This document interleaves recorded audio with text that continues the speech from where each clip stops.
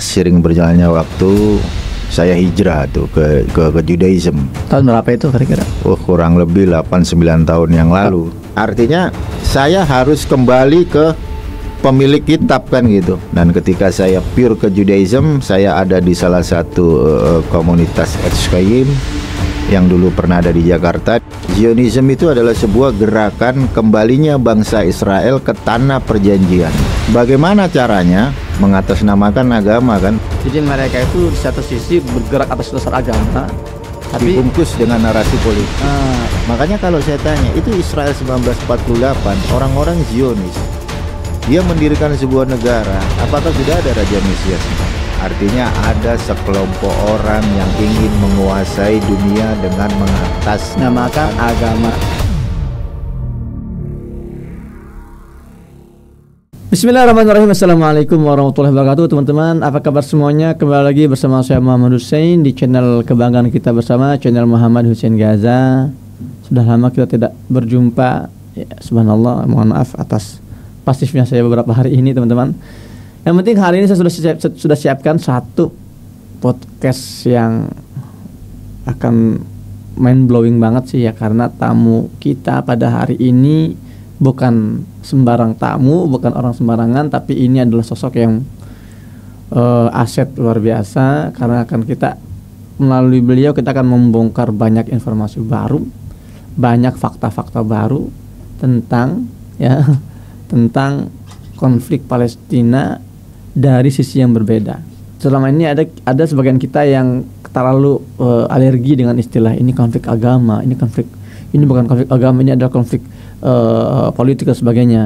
Sekarang saya hadirkan langsung bersama kita di studio ya seorang saksi hidup, seorang pelaku yang pernah bertahun-tahun hidup sebagai tidak hanya sebagai pemeluk agama Judaism atau sebagai Yahudi, tapi aktivis Yahudi di Indonesia. Langsung kita kenalkan dengan Ustadz Umar Al-Fariski. Apa kabar Ustadz Umar? Ya, waalaikumsalam warahmatullahi wabarakatuh, Mas Hussein ya. Alhamdulillah bi khair, kabar saya baik ya. Masya Allah. Jadi cukup menarik ya tadi prolog yang disampaikan sama Mas Hussein terkait konflik Timur Tengah, membahas tentang Middle East. Nah kan, tadi sempat saya dengar dibahas dalam satu sudut pandang atau perspektif yang berbeda. Nah ini perspektif yang mana dulu nih Mas Hussein? Kan kalau kita dengar nih di media-media mainstream, berita konflik Timur Tengah ini kan selalu dinarasikan sebagai konflik politik. Political konflik ya, betul. Selalu diangkat seperti itu kan gitu. Yang kebanyakan di media-media mainstream di Indonesia itu kayak begitu emang. Iya. Tapi kalau membahas terkait masalah konflik Timur Tengah, dan itu pun selalu dinarasikan Israel Palestina kan gitu. Sementara kalau kita ngelihat secara spesifik di Israel itu ada kubunya kan gitu. Ada konflik lagi internal ya. Ada Zionis, ada anti Zionis. Sementara di Palestina itu ada Hamas, ada Fatah. Sebenarnya yang berperang itu Zionis dengan Hamas. Tapi media-media mainstream ini disamaratakan gitu. Israel berperang dengan Palestina. Bahkan media-media yang pro dengan Israel, yang paling parah itu mereka tidak mengatasnamakan Zionis, tapi mengatasnamakan Israel kan gitu. Mengatasnamakan bangsa mereka yang berdiri pada tahun 1948 melawan teroris. Nah itu parahnya di situ. Wah, sebentar ya. Ini masya Allah ya. Memang sudah panas sejak awal ya, langsung loncat ke inti permasalahan ya. Pada saya nanya apa kabar gitu ya. Tapi jawabannya sudah langsung masuk ke inti. Kita mau kenalan dulu ya. Kenalan dulu dengan siapakah sosok Umar Al-Fariski ini. Ya, sejarah hidupnya sampai katanya pernah memeluk agama Judaism bertahun-tahun ya. Sebetulnya antum itu siapa? Jadi pertanyaan yang cukup bagus. Tadi di awal itu cuma sekedar cuplikan untuk ke depannya kan gitu. Baik. Saya dulu itu hidup di keluarga yang dimana keluarga saya itu seorang Kristen gitu. Kristen taat ya, religius. Ya seperti itu. Jadi kesibukan saya sehari-hari dulu dipimpin oleh seorang keluarga yang Kristen. Ya seperti biasa umat Kristen kita pergi ke gereja ya kan. Dari kecil saya ikut pendidikan, ada yang namanya di situ di internal Kristen itu ada yang namanya sekolah minggu, terus persekutuan taruna, habis persekutuan taruna terus gerakan pemuda, dan saya ikut yang namanya bimbingan katekisasi. Nah saya singkat itu aja. Di mana? Di Surabaya. Oh jadi aslinya Surabaya? Iya di Surabaya, di salah satu gereja ya kan. Nah ketika saya selesai katekisasi itu kan di gereja ada itu yang namanya kayak istilahnya itu pelayanan, kita ngebantu orang miskin kayak begitu. Jadi kita tujuannya dulu waktu di Kristen ya saling membantu antar sesama manusia itu, sama kayak di agama-agama yang lain kan ada kayak gitu. Nah kebetulan saya itu Kristennya dulu itu nggak terlalu membahas terkait masalah yang seperti ini gitu. Akidah ya, nggak bahas akidah ya. Jadi saya lebih ke yang umum aja gitu, nggak pernah bahas yang namanya religion yang terlalu spesifik dalam konteks studi perbandingan agama, itu nggak pernah. Kristennya Kristen Katolik, Protestan. Iya. Protestan. Jadi saya nggak pernah ngikutin yang namanya dulu ya debat-debat gitu. Dan pada akhirnya saya itu dulu kan ada yang namanya media sosial Facebook, Mas Hussein. Nah di situ ada perdebatan tuh antara Islam Kristen, dan pada waktu itu saya masih memeluk agama saya yang lama. Ada dari teman-teman non Kristen itu mengatakan bahwa Tuhannya kita itu 3, Bapa, Putra, dan Roh Trinitas Kudus. Trinitas. Nah seperti itu. Nah saya sebagai seorang Kristen di dalam naluri saya, kamu salah Tuhan, aku satu kan gitu. Karena saya diajari pendeta seperti itu dulu. Nah di situ saya ngomong tuh sama yang komentar, Mas, mohon maaf, Tuhan kami itu satu, Tuhannya umat Kristen satu gitu. Pada waktu itu memang saya belum mengerti konsep Trinitas yang diajarkan sama bapak-bapak gereja itu, saya belum mengerti gitu. Dan ketika saya mempelajari ternyata emang benar gitu. Jadi di era masa lampau itu ada seorang bapak gereja, dia punya nama Theophilus dari Antioquia, mengajarkan sebuah konsep yang dikenal sebagai trias. Dari Theophilus Antioquia berangkat pemahaman dari Tertullianus yang mengajarkan konsep tres personae una substantia discreti non separati. Dari Tertullianus masuk ke narasinya Athanasius, terus Saint Agustinus dan Thomas Aquinas. Jadi saya mengerti gitu. Oh seperti ini Trinitas. Dan pada waktu itu saya tidak setuju dengan doktrin itu. Tapi saya masih Kristen tapi tidak mengikuti konsep Trinitas gitu. Saya lebih condong ke Messianic Jewish, Kristen yang dia punya pola pikir Hebrew, yang dikenal sebagai Messianic Judaism. Jadi everything about Messianic Judaism itu tetap Kristen. Pokoknya ada label Messianic gitu, itu Kristen. Tapi dia punya pola pikir mindsetnya itu Hebrew gitu. Messianic itu artinya kan satu ideologi yang mengatakan bahwa di akhir zaman itu akan ada satu penolong ya, Mesias itu ya, yang akan datang melindungi atau bangsa Israel. Iya, bangsa Israel itu ya, Messianic Jews. Tapi pokoknya kalau ada label Messianic itu Kristen gitu. Dari Messianic akhirnya seiring berjalannya waktu saya hijrah tuh ke Judaism. Tahun berapa itu kira-kira? Kurang lebih 8-9 tahun yang lalu. Oh gitu. Ini 2024 berarti sekitar 2015 ya. 2017 mungkin sekitar ituan. Nah di situ waktu saya masih Kristen memakai konsep Hebraic roots, saya itu berpikir ada satu tokoh dalam internal Kristen itu Yesua, dalam bahasa Ibrani Yod Sin Vo Ayin itu Yesua. Dia dinarasikan sebagai Raja Mesias dari keturunan atau dari klan David. Di samping itu juga dia dinarasikan dari diberi gelar sebagai imam besar atau Kohen Hagadol. Kohen Hagadol itu kan imam besar. Nah, saya berpikir kalau Raja Mesias emang benar dari suku Yehuda. Kalau imam itu kebanyakan dari suku Lewi. Iya, suku Lewi. Kohanim bentuk jamak, bentuk tunggalnya Kohen. Jadi Yesus ini digambarkan sebagai Kohen Hagadol dan yang satunya sebagai Raja Mesias dari klan David gitu. Nah, di situ saya bimbang, ini kok seperti ini. Artinya saya harus kembali ke pemilik kitab kan gitu. Logika saya di situ, Mas Hussein. Berarti saya harus pure ke Judaism gitu. Dan ketika saya pure ke Judaism, saya ada di salah satu komunitas Etz Chaim yang dulu pernah ada di Jakarta. Di dalamnya ada Mori Eliseva dan di istilahnya itu diawasi sama Rabbi Tovia Singer gitu. Dan saya juga ada di komunitas Bnei Noah Indonesia. Dan saya juga pernah diajar sama dua rabi, yaitu Rabbi Simon Cohen dan Rabbi Moshe Peretz. Nah, di situ saya mulai belajar tuh terkait everything about Judaism. Salah satu iman yang dipegang oleh kalangan Yahudi, bangsa Israel. Jadi teman-teman harus diluruskan dulu ya. Jadi Judaism ini sebuah kepercayaan, faith ya, sebuah keyakinan. Yahudi ini ras ya, lebih keras atau lebih ke etnis ya. Jadi nggak semua Yahudi itu Judaism, tapi Judaism pasti Yahudi gitu ya. Iya, kalau Judaism dia udah pasti Yahudi. Kalau Yahudi itu etnis, bisa juga dia ateis itu. Atau kan bisa juga Muslim ya. Muslim banyak.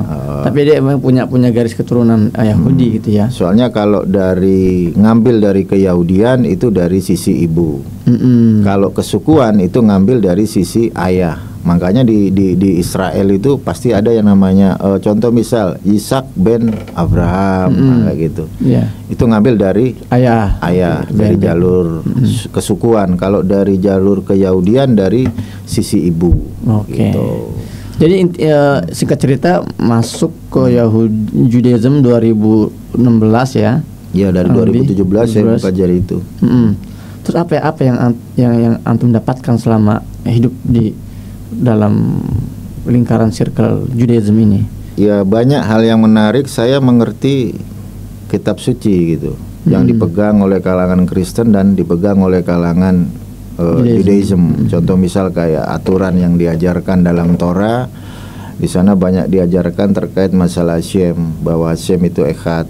Seperti dalam Devarim dijelaskan Shema Yisrael Hashem Elokeinu Hashem echad. Bahkan saya mempelajari New Testament di dalam bahasa Ibrani. Perjanjian baru umat Kristen yang dalam bahasa Ibrani, demikian juga Yesus atau Yesua mengajari hal yang sama gitu. Markus 12 ayat 29 kalau nggak salah, di situ dikatakan Fayaan oto Yesua Arizona lechol hamitzvot Shema Yisrael Hashem Elokeinu Hashem echad. Ini dari sisi religi kan gitu. Nah, sering berjalannya waktu, dari sisi religi masuk nih yang kita bicarakan saat ini, Zionisme. Akhirnya masuk di situ. Kita dikasih tahu apa sih itu Zion kan gitu. Apa Zionisme teman-teman? Nah, langsung dari pelakunya langsung nih. Ya, orang Zionis dulu. Kalau kita dengar di Eretz Israel itu kan sekarang ada dua kubu tuh yang kuat tuh. Ada Zionis, kalau nggak salah ada 3-4, tapi yang paling fundamental itu Zionis. Ada dari Zionis politik dan dari Zionis religi yang dikepalai sama salah satu rabi kepala atau chief rabi, Rabbi David Steff. Itu pasti udah pada tahu orang-orang Judaism yang di Indonesia kan gitu. Zionisme, baik Zionisme religi dan politik basicnya sama gitu. Akarnya tetap sama. Kalau kita mempelajari ketika kita ditanya what do you think about Zionism, nah kita pelajari aja secara simpel etimologi dari Zionism ini apa. Kita tanya langsung sama orangnya gitu. Jangan kita bertanya apa itu Zionism. Kita nanya sama yang bukan non Judaism, nggak dikasih tahu. Gitu. Tapi kalau kita tanya dan kita pernah basah menjadi seorang talmid itu murid. Nah, menjadi seorang talmid, Raf, apa sih itu Zionism? Dijelasin. Zionism itu adalah sebuah gerakan kembalinya bangsa Israel ke tanah perjanjian. atau kembalinya bangsa Israel ke Eretz Israel. Konsep itu dari mana? Semua kalangan Judaism, baik itu Askenazi, Sephardi, konservatif, Reform, Chabad, dari kalangan Yeshiva yang di Yerusalem sepakat itu ngambilnya dari Torah. Jadi everything about Zionism itu adalah sebuah gerakan kembalinya bangsa Israel masuk ke tanah perjanjian atau Eretz Israel. Nah sekarang itu ya Palestina itu ya. Iya. Torah ini teman-teman, Torah ini Taurat kalau kita aja nyebutnya Iya, Taurat, Taurat. kalau orang Barat nyebutnya Torah gitu loh. Tapi kalau kita di Gaza nyebutnya Talmud. Ini orang Talmud ini apa sih beda Talmud dengan Torah? Kalau saya ceritakan sedikit sejarah Talmud, nggak nyampe semenit. Jadi dulu ada di era Rabbi Yehuda Hanasi. Dulu itu ada yang namanya Torah Sebiktav atau Torah tertulis yang terdiri dari Bereshit, Shemot, Vayikra, Bet Midbar dan Devarim. Ini Torah tertulis atau yang dikenal sebagai 5 kitab Musa. Kalau kitabnya namanya Chumas. Nah kalau Talmud, Bang Hussein pernah ngelihat orang Jewish yang bawa gini scroll. ya. Nah itu Torah. Torah itu ya. Itu scroll Torah, gulungan Torah. Itu isinya cuma 5 kitab Musa. Nah itu yang tertulis. Kalau Talmud, nah Talmud ini Torah lisan atau yang dikenal sebagai Torah Seba'al Peh. Nah Torah Seba'al Peh ini sebenarnya nggak boleh ditulis. Nah di era Rabbi Yehuda Hanasi ada suatu perintah supaya Torah lisan ini ditulis supaya nggak lupa kan gitu. Talmud itu ya ditulis. Nah Torah Seba'al Peh ini yang dikenal itu sebagai Mishnah, yang di dalamnya ada Gemara. Maka di era postmodern ini dikenal sebagai Talmud, yang ada dalam 2 versi, Talmud Bavli dan Talmud Yerusalem. Ya. Itu sejarah singkatnya. Tapi isinya kurang lebih sama sebenarnya antara Talmud dengan Torah. Beda. Makanya Torah itu ada 2 Mas Hussein. Torah itu ada Torah tertulis yang 5 kitab Musa itu. Kalau Torah lisannya yaitu Talmud itu. Iya, maksud saya isi substansi isinya loh, tertulis sama yang lisan itu apakah sama-sama mengajari satu keyakinan atau satu prinsip yang sama gitu loh. Isinya, kontennya gitu loh. Ada perbedaan. Makanya kalau Torah tertulis, Torah Sebiktav itu kulit. Penjelasannya ada di Torah lisan atau Torah Seba'al Peh. Nah, di dalam Torah Seba'al Peh itu ada yang namanya Mishnah dan Gemara. Nah, Gemara ini percakapan dari para rabi gitu. Jadi macam kayak sharing. Kalau saya boleh contohkan dalam agama Islam, mungkin Torah ini Al-Qur'an, Talmud ini hadis kali ya. Nah, seperti jadi itu. Jadi Talmud ini untuk menerjemahkan, memperjelas Torah gitu ya. Oh iya. Logis. Kayak gitu. Jadi antum sudah masuk dalam pembahasan Zionisme tadi ya gitu. Terus gimana? Apa Zionisme itu yang lebih dalam pemahaman tentang Zionisme? Selain tadi secara etimologi kan. Secara etimologi dia adalah gerakan mengembalikan Israel, bangsa Israel ke tanah yang dijanjikan gitu ya. Itu kok terminologi? Ya, kalau kita dengar Zionism itu mau dia pakai label politik atau apapun itu religi ya. Religi karena itu ngambilnya dari Torah. Makanya dulu pendiri Zionism itu kan ada yang namanya Theodor Herzl, jurnalis. Ada lagi bapaknya Zionism. Nah ini yang belum pernah dibahas. Siapa itu? Kalau nggak salah itu Rabbi Gersok atau siapa ya? Itu ada. Itu bapaknya dari bapak segala Zionism. Gitu. Jadi kalau Theodor ini kan mungkin yang sering kita dengar kan gitu. Tapi apapun labelnya, kalau udah Zionism itu sudah religi. Ya. Jadi konsep politik yang dibungkus dengan narasi religi. Contoh misal, kenapa mereka memakai nama Zionism? Karena mereka ingin bangsa Israel itu kembali ke tanah yang sudah dijanjikan oleh Tuhan Allah mereka menurut kitab mereka yang ada dalam Torah. Nah, bagaimana caranya? Seperti yang saya bilang, mengatasnamakan agama kan, mengatasnamakan iman mereka. Loh, ini tanah saya yang sudah dijanjikan Tuhan saya gitu. Tetapi public mainstream memberitakan ini politik bukan religion kan gitu. Ya, jadi ada semacam istilahnya pergeseran situ ya, narasi ya kan. Jadi mereka itu di satu sisi bergerak atas dasar agama, tapi dibungkus dengan narasi politik. Karena mereka tahu kalau mereka itu mengangkat penjajahan ini atas nama agama, nanti yang menjadi musuh mereka juga orang-orang beragama gitu. Umat Islam yang banyak ini akan bergerak. Wah, ini atas dasar agama, kita juga harus memperjuangkan atas dasar agama. Makanya mereka mempersempit circle itu ya. Jadi ini masalah politik supaya nggak ke blow up gitu. Oh iya. Dan teman-teman, jadi memang saya juga beberapa kali melihat di para netizen ya, terutama para buzzer-buzzer Zionis di Indonesia ini, yang memang berusaha meyakinkan ini tuh konflik politik, jangan bawa agama gitu loh. Gimana tuh tanggapan sejak konfliknya Timur Tengah itu ada rabi-rabi seperti yang saya kasih tahu tadi. Ketika konflik Timur Tengah, saya telepon rabi yang di Indonesia, pasti udah tahu kan. Saya telepon, mereka silent gitu. Bahkan ketika kemarin saya mau ngadakan diskusi internal antara Islam Kristen dengan juga Jewish, itu rabinya bilang kita masih nggak bisa karena masih ada konflik Timur Tengah, tunggu adem dulu. Nah kan kayak gitu. Terus kalau kita ngomongin kenapa kok harus religi kan gitu, yang seperti saya bilang, dari etimologi kata Zionism itu sudah religi. Jadi Bnei Israel sekarang, mereka itu gimana caranya bait suci mereka bisa berdiri. Masalahnya di situ.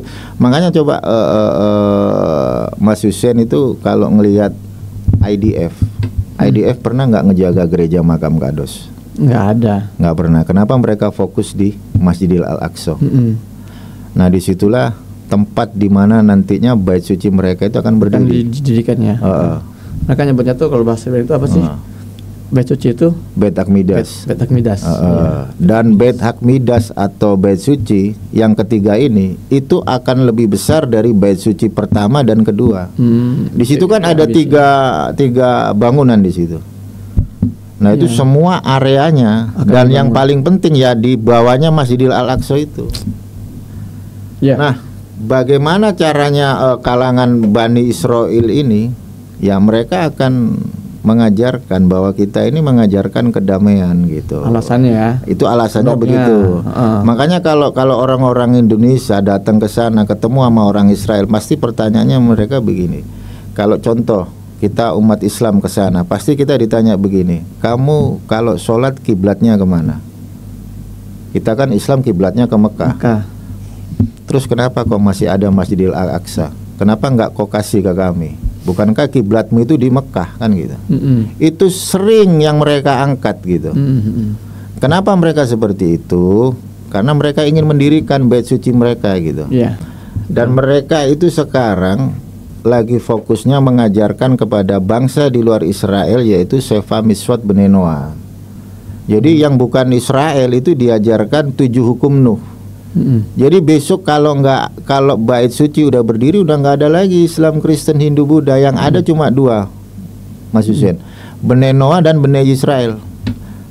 Anaknya Nuh dan anaknya Israel tuh. Iya, jadi bukan hanya Palestina yang mau di Yahudikan, semua bangsa ini mau di Yahudisasi, mau di Judaism kan. Nah Judaism itu ada 2, ada Bnei Noah, ada Bnei Israel. Yang punya keturunan darah Jewish itu masuknya ke Bnei Israel, yang nggak punya keturunan darah Jewish itu masuknya ke Bnei Noah. Nah seluruh dunia ini mau di Judaism kan. Nah itu. Iya, saya mau tanya nih. Jadi kembali ke sejarah hidupnya Ustadz Umar ya. Apa yang membuat antum akhirnya meninggalkan Judaism dan memilih Islam? Ya ada something yang membuat saya berpindah karena Tuhan mereka mengajarkan reinkarnasi. Oh di Judaism ada reinkarnasi ya? Ada reinkarnasi gitu. Saya kira cuma di Buddha doang yang reinkarnasi itu. Nah di samping itu saya juga ada yang namanya studi perbandingan agama tuh. Ketika saya membaca Al-Baqarah 79 itu kan ada tuh narasi celakalah mereka yang menulis kitab dengan tangan sendiri, dan mereka mengatakan ini dari Allah, dari Tuhan. Nah Judaism itu selalu ngomong ini kitab saya dari Hashem kan gitu. Kalau kita ngomongin Torah nih, Torah yang ada di Eretz Yisrael itu ada berapa?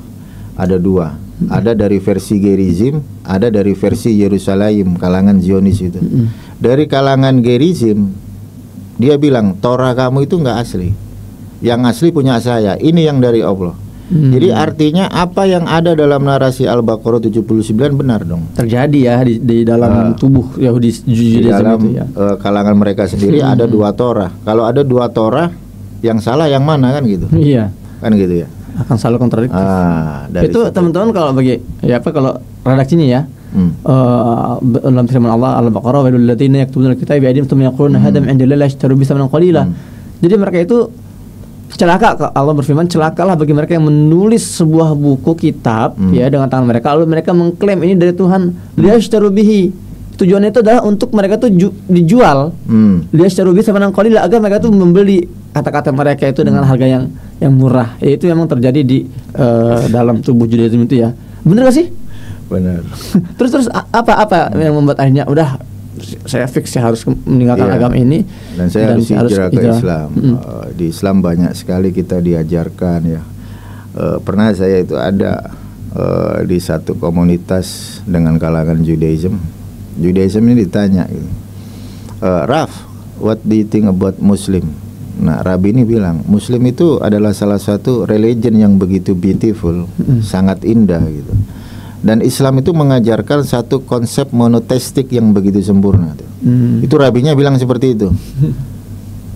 Saya sebagai manusia yang diciptakan oleh Sang Pencipta, yang didesain dengan menggunakan logika saya berpikir kalau seorang rabi mengatakan bahwa Islam itu salah satu agama yang begitu indah dan mengajarkan satu konsep monoteistik yang begitu sempurna, kenapa kau nggak masuk Islam? Apa jawaban dia itu? Dia jawabannya, saya seorang Jewish, saya seorang Yahudi, saya mengikuti nenek moyang saya. Nah di situ saya mulai curiga, kan gitu. Dan dia juga pernah mengatakan Judaism itu kalau ditanya sebagian yang pro Zionis, itu kebanyakan ketika ditanya sesembahan dari mereka dengan Islam dibilangnya sama kan gitu. Oh gitu. Nah itu cuma hanya sebagai cara dia gitu supaya Islam ini nggak ada yang menyerang Judaism gitu loh. Kita tahu perspektif Islam dengan Yahudi itu kan ada di dalam perspektif Islam bahwa bangsa Israel itu akan tetap ada dan selalu ada sampai hari kiamat gitu, dan Islam akan menghancurkan. Jadi ini sebagian saya kutip, saya kutip Piagam Hamas. Karena kutipan ini nggak pernah ada di TV One segala macam, nggak pernah ada ini. Dan saya berani bertanggung jawab gitu bahwa Piagam Hamas itu tuntutan mereka seperti itu. Dan tuntutan dari Muhammad Dev yang dia punya juru bicara Abu Ubaidah itu ngambilnya dalam perspektif Islam gitu. Kalau Piagam Hamas itu berbicara tentang Islam, apakah ini sebuah politik? Nah itu pertanyaan akademis kita yang kita sampaikan ke luaran sana gitu. Ya terus saya mau nanya tentang komunitas Yahudi di Indonesia. Sebetulnya berapa banyak Yahudi di Indonesia ini? Ya lumayan banyak, kalau 500-an aja ada. 500 itu komunitas ya? Komunitas. Apa orang 500 orang? Cuma 500 orang Yahudi di Indonesia. Iya, itu kurang lebih segitu. Kalau komunitasnya itu mungkin ada kurang lebih 100 lah. Nah, terus kita ini kan tahu bahwa Yahudi ini kan sebuah agama yang tidak diakui di Indonesia.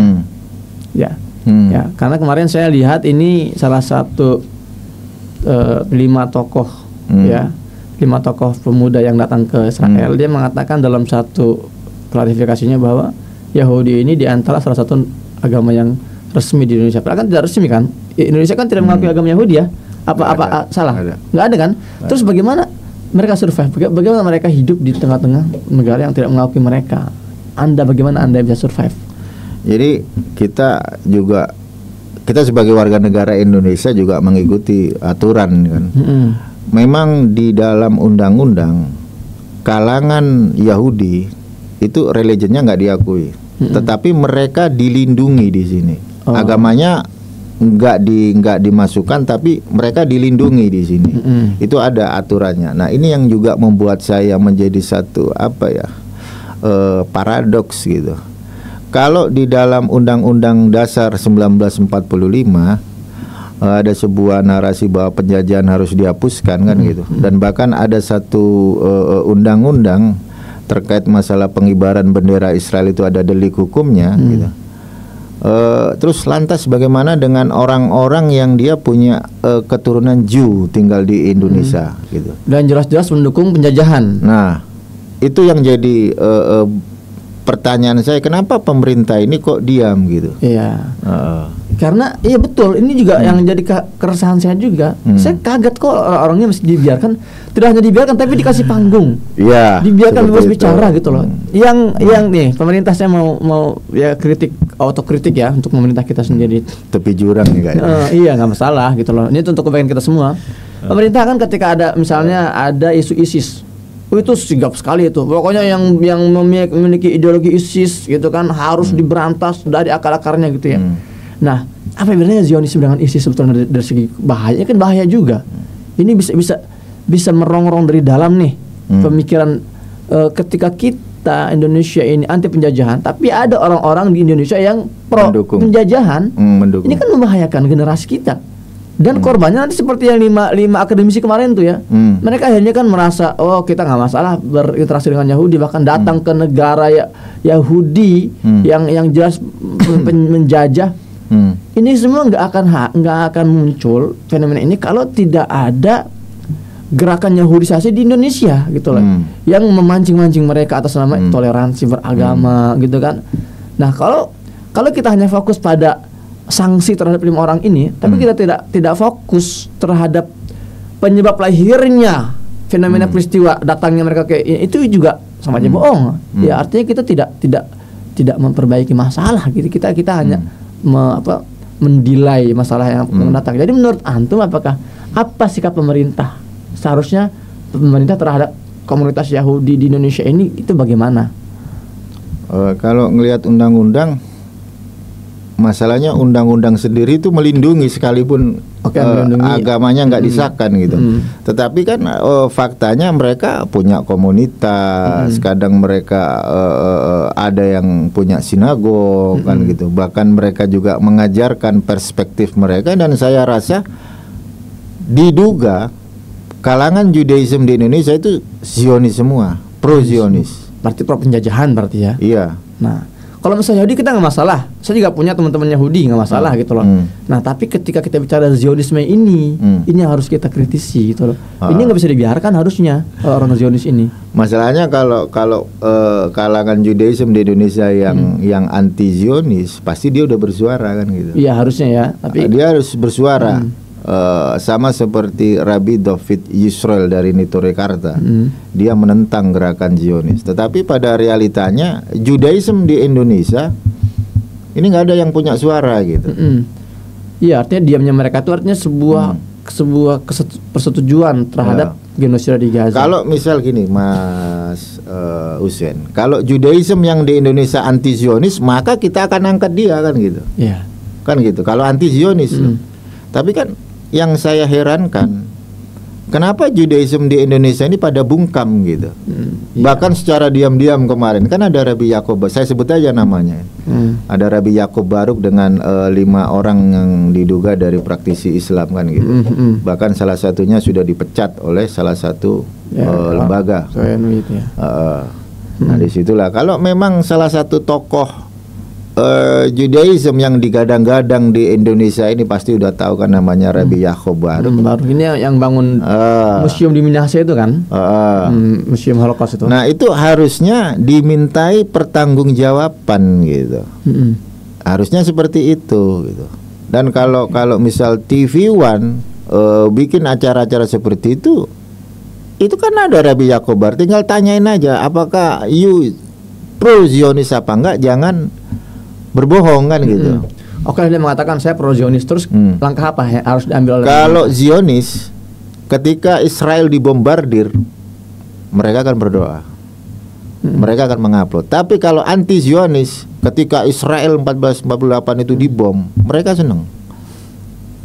Iya. Gitu.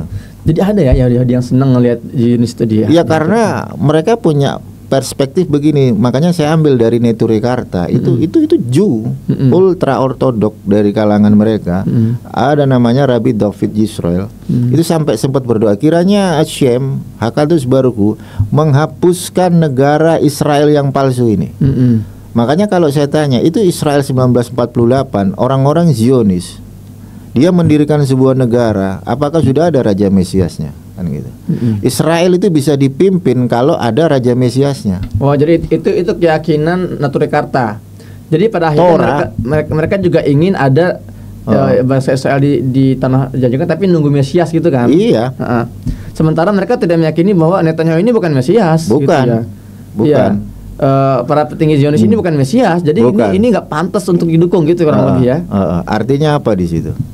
Artinya ada sekelompok orang yang ingin menguasai dunia dengan mengatasnamakan agama. Tuh. Oh iya, memang itu yang sering saya sampaikan juga. Pada akhirnya Yahudi hari itu dijadikan kedok sebetulnya. That's right. Dijadikan alat oleh mereka. Makanya gini, menarik, ada satu wawancara antara petinggi Yaman ya. Yaman ini kan Ansarullah yang Yahudi ini ditanya oleh media barat.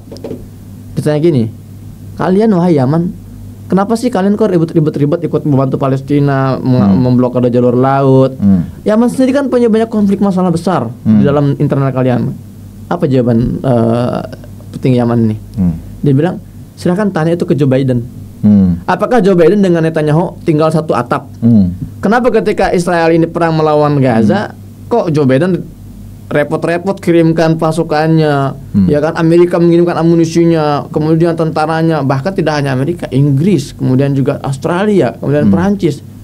Jadi hari ini peristiwa Gaza ini membongkar bahwa ternyata keberadaan Israel di Palestina itu adalah misi Barat untuk menancapkan hegemoninya di dunia. Karena mereka tahu barang siapa kuasai area Palestina, Baitul Maqdis, dia akan menguasai dunia. Ini menarik sekali teman-teman. Jadi ya kita tidak bisa mengatakan ini bukan konflik agama.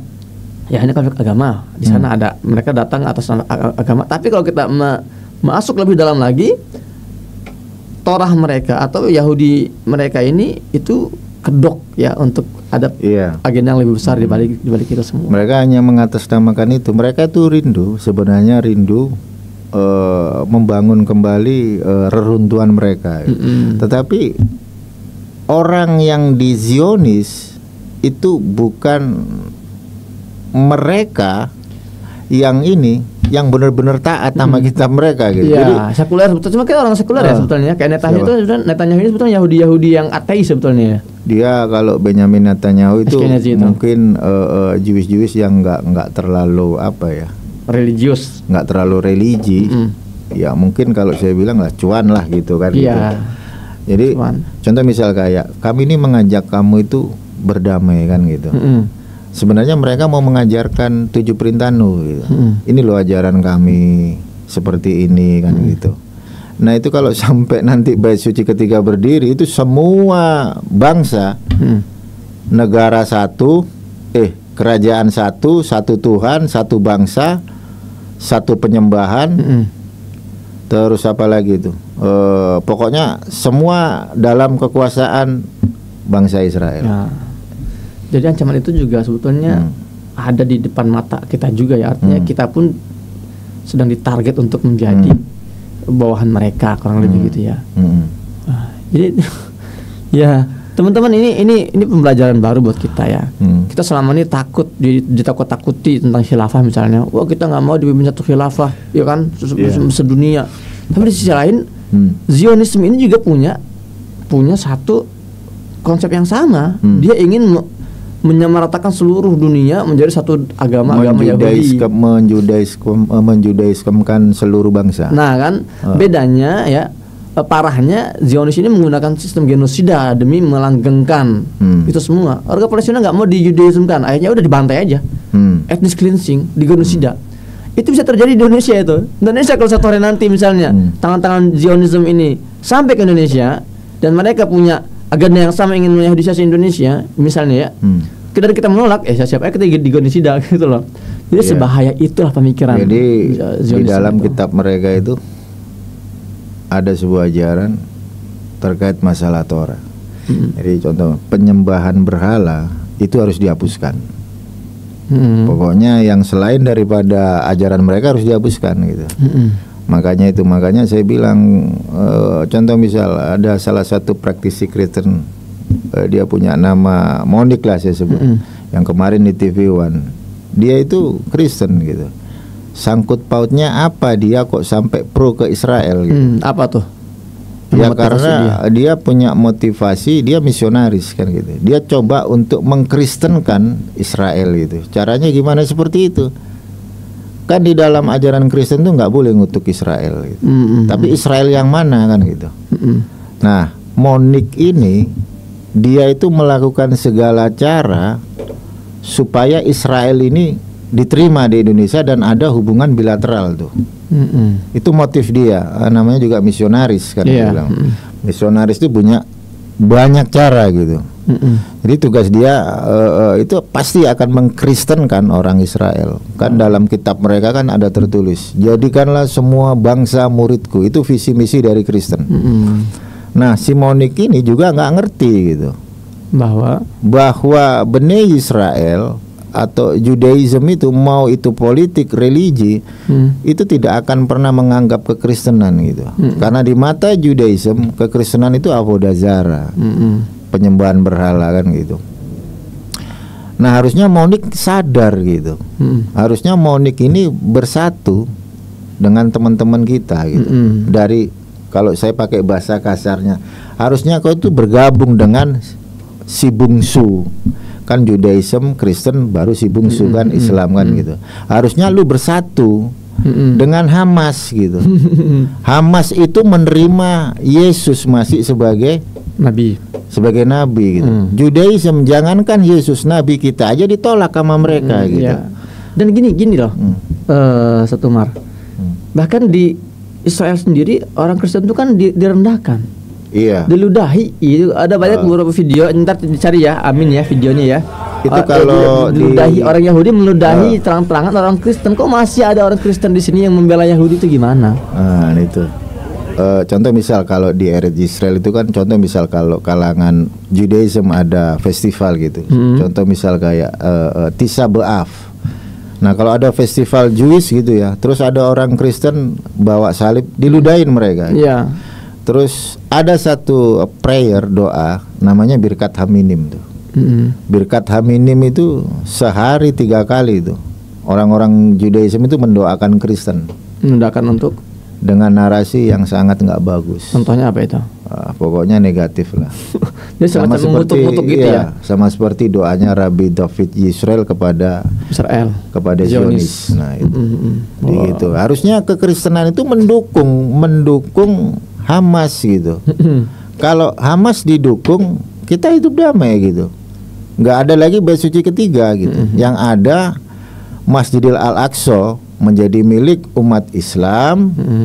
Nah, kekristenan juga bisa melakukan ibadahnya di sana gitu. Di gereja apa namanya itu yang besar itu ya.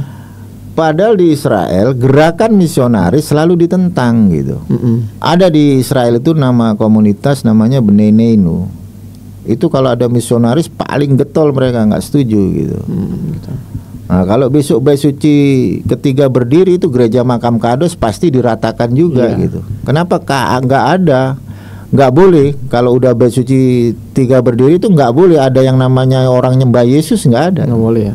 Semua harus menyembah agama mereka. Dan apalagi kalau Sanhedrin sudah berdiri, itu dirajam itu orang yang nyembah Yesus. Nggak mau kok harus mati. Udah. Ya udah, ntar dikirim aja Monik tuh ke sana biar dirajam lah mereka itu ya. Iya nggak gini loh. Kalau gitu apa? Jadi tingkah laku Monik ini, apakah karena kebodohan dia atau mungkin dia memang dibayar oleh orang-orang Zionis atau apa kira-kira? Bisa jadi, dugaan saya begitu, karena Israel ini kan sekarang masih minoritas nih. Kita tahu kalau di dalam perspektif Quran ini kan Bani Israel ini, orang-orang Yahudi ini kan sekalipun mereka bebal, mereka cerdik gitu. Iya. Mungkin sekarang minoritas mereka akan memakai satu konsep, oh kita ini berdamai. Coba kalau mereka udah besar, bait sucinya berdiri, ada Sanhedrin, habislah kita dirajam kan gitu. Oke. Luar biasa ini memang satu informasi yang banyak sekali sebetulnya memberikan insight untuk kita semua. Tapi saya ada satu pertanyaan yang ini juga mungkin banyak ditanyakan oleh teman-teman kita bicara Yahudi. Sebetulnya apa syaratnya orang-orang non Yahudi mau memeluk agama Yahudi? Apa syaratnya dan tadi kan dikatakan Yahudi ini sebetulnya ras gitu ya. Nah, kalau misalnya ada orang non Yahudi kemudian memeluk agama Yahudi, terus apakah dia mendapatkan perlakuan yang sama dengan orang-orang Yahudi asli keturunan ras Yahudi apa gimana? Iya, kalau misal nih contoh saya mau ke Judaism, saya ditawari nih Bnei Noah gitu. Bnei Noah itu juga Judaism. Bnei Noah pelajari lebih dulu. Kalau Bnei Noah sudah bisa belajar Bnei Israel. Jadi bertahap dia. Gitu. Saya bisa, misal kayak si Bini lu mau ke Bnei Noah, saya telepon orangnya, masih ada nomor teleponnya di sini. Dan sampai sekarang channel dia di YouTube masih ada gitu. Bnei Noah Indonesia yang terafiliasi dengan para Judaism yang Bnei Israel gitu. Contoh misal kalau saya mau convert ke Judaism, ke Bnei Israel bisa. Bisa. Apa keuntungannya kita kalau masuk ke Bnei Israel ini? Kita akan menjadi salah satu warga negara Israel. Tuh. Kalau jadi warga negara Israel apa kelebihannya? Kita dikasih tempat tinggal di tanah Israel. Rumah. Iya, rumah itu dipersiapkan di sana. Termasuk gaji gitu, penguat apa ada gak uang saku itu? Setahu saya terakhir itu kalau kerja mungkin kerja sendiri, ada yang juga dicarikan. Tapi kalau untuk tempat tinggal mereka sudah persiapkan. Nah, itu buat kalian yang jadi kalau misal ada yang orang pengangguran, ya udah masuk aja Judaism. Ya, silakan jual agama. Itu dapat tempat minimal. Makanya menarik kenapa Gaza itu sekarang dibombardir. Itu tempat untuk persiapan para orang-orang convert itu. Oh, mereka mau. Kalau saya lulus convert, mungkin tempat saya di Gaza. Kan sekarang lagi di bumi hangus kan. Makanya kan Israel kemarin kan perintah tuh kosongkan Gaza kan gitu. Nah, dia udah mulai tuh. Kalau Gaza udah kosong, nah ini udah milik Israel kan. Dibangun pemukiman, dikirimnya nanti yang diaspora di satu kayak gitu. Ya, makanya kemarin juga ICJ itu udah mengeluarkan bahwa pemukiman ilegal ini memang ini ilegal, nggak boleh. Mereka harus kembali ke batas awal. Udah baca beritanya itu 2-3 hari yang lalu bahwa Pengadilan Dunia sudah memutuskan bahwa keberadaan Israel baik di tepi timur dan juga di tepi barat itu adalah sebuah ilegal ya, dan harus dihentikan. Jadi teman-teman harus paham juga nih. Jadi yang dimaksud oleh pengadilan internasional ini bukan semua Israel ya, tapi dunia. Tapi iya gini, maksudnya gini. Jadi kan PBB itu kan sudah pernah membagi ya 48 itu antara wilayah Israel dengan Palestina gitu loh. Itu oleh ICJ masih diakui itu tempat Israel. Maksud dia itu jadi setelah 48 ini kan Israel ini kan terus meluas, membuka pemukiman ilegal di tepi barat, kemudian juga di wilayah Yerusalem Timur, kemudian di wilayah-wilayah Palestina lainnya. Inilah yang dikatakan ilegal. Israel harus menghentikan ekspansi ini dan kembali ke porsi mereka yang sudah disetujui tahun 48. Jadi gitu dan itu kesempatan buat kita untuk menyuarakan bahwa memang ini ilegal. Dunia pun semua mengakui ilegal. Pasti yang menganggap ini bukan ilegal 2 orang itu. Ini satu lagi Abu Sendal itu. Kalau kita nggak bersuara, Indonesia bisa diakui tanah perjanjian. Hati-hati, hati-hati. Jangan-jangan ntar dibuat ditulis di torah mereka Cilengsi gitu kan, misalnya kan ada Bogor termasuk bagian dari yang ngeri juga itu ya. Ya, Masya Allah teman-teman, ini memang kok nggak ada habisnya kalau kita membahas masalah isu Palestina dan Israel ini. Dan kita dapat insight baru. Dan ini saya rasa ini wajib banget sih ditonton oleh teman-teman ya non Muslim ya di Indonesia, teman-teman Kristiani baik Protestan maupun Katolik untuk ya ada perbandingan lah, karena yang ngomong ini bukan sembarang orang, ini bukan murni orang Muslim dari awal ya. Ini yang memang sudah memahami konsep ideologi Kristen, kemudian juga Yudaism juga bertahun-tahun di sana, dan ini orang dalam sebetulnya ordal ya yang kita kapan lagi mendapatkan informasi sedaging ini gitu loh, Masya Allah. Iya, ya bisa bahasa Ibrani juga ya. Anakhnu ya midabari ma'avrit ya, kita bisa bahasa Ibrani di sini, nggak kayak Monik ya. Ken. Alhamdulillah. Ya. Nah, ya teman-teman juga jadi jangan lupa tanggal 27 Juli kita akan ada Indonesia Peace Convoy. Jadi akan ada gerakan konvoy besar masif kendaraan bermotor, ada juga moge besar yang motor gede, juga mobil-mobil mewah, mobil-mobil average, medium, dan bahkan odong-odong. Akan ada odong-odong ikut dalam konvoy ini. Jadi semua didesain ya dengan nuansa kepalestinaan untuk menyuarakan Palestina dan dengan cara peace, makanya namanya Indonesian Peace Convoy, konvoy damai Indonesia. Teman-teman ikut ya tanggal 27 insyaallah dari kita sholatnya di Masjid Al-Azhar. Nanti kita bergerak sampai ke wilayah apa itu namanya itu Kemang ya, Kemayoran ya, tapi wilayah Kemayoran insyaallah.